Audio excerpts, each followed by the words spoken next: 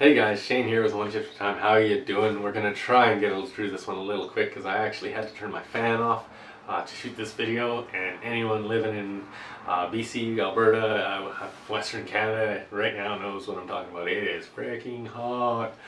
So I want to turn off all these lights and turn the fan back on as soon as we can. So we're going to get into the review of the Tampa Bay Lightning and the New York Islanders. They did go to 7 games. Tampa came out on top, of course. Are you ready for some insane numbers? We start off with Nikita Kucherov. He's got 5 goals, 22 assists for 27 points. He's got a +-2. Then Braden Point's in there. He's got 14 goals, 6 assists, 20 points with a +-2. Alex Killorn, he's got 8 goals, 9 assists, 11 points, 8 goals, 9 assists for 17 points, +-0.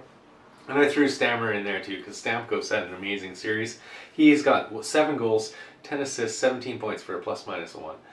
And then they were backstopped, of course, by Andrei Vasilevskiy. What a guy. 12-6. He's a 2.11 goals against average and a .933 save percentage. That is just nuts to get this far. Those are pretty much the same numbers as Price. As I said, these goalies are so close. This is the best goalie battle we've seen in the final in a long time.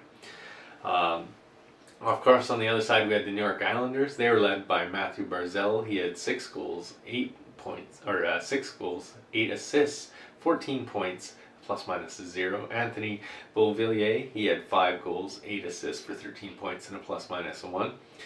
Jean-Gabriel Pageau, he had 3 goals, 10 assists, 13 points, +-1. And Josh Bailey, because I did 4 for Tampa, I figure do 4 for New York too. So Josh Bailey, he's 6 goals, 7 assists, 13 points, -2 on the +-. They were backstopped by Semyon Varlamov, and I don't think you can blame him. He went 7 wins, 7 losses, 2.68 goals against, and a 9.19 save percentage. So again, really decent numbers.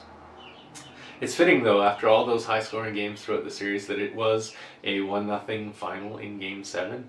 But it is, of course, fitting for the Lightning, because the Lightning have now won 4 straight elimination games with a shutout. They beat Dallas last year in Stanley Cup final to win the Cup with a shutout. They beat the... who did they beat? They beat the Panthers in the first round, 4-0. Then they beat the Hurricanes in the second round, 2-0. And, of course, tonight... or last night, they beat the New York Islanders 1-0. So 4 straight elimination games that they've shut the other team out. And that is why I believe Vasilevskiy is in the conversation with Price for one of the best goaltenders of this day and age, if not right now for sure, is that he brings it on those big games, just like Price. They're big game players. The regular season, okay, they played fair. But when it comes to the postseason, they both just wrap it up, and it's insane. I think Stamkos, he couldn't have said it better in his post-game presser, where he said, they haven't played a team as good as us, and we haven't played a team as good as them yet. So I think this is going to be an insane series. I also agree with John Cooper, the coach of the Lightning. He was saying to let the fans in. He's like, the fans of Quebec have waited 28 years, let them in the building. Have you seen them outside? They are shoulder to shoulder out there, yet inside they're only allowed to have 2,300 people. Kind of ridiculous.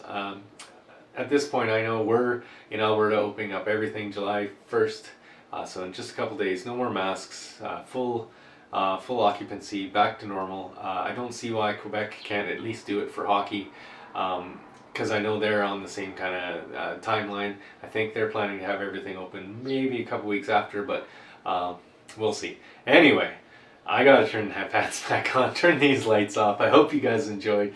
If you did, please hit that like button, hit the subscribe button, and share this thing around. Thanks again. As always, we'll see you in the next episode.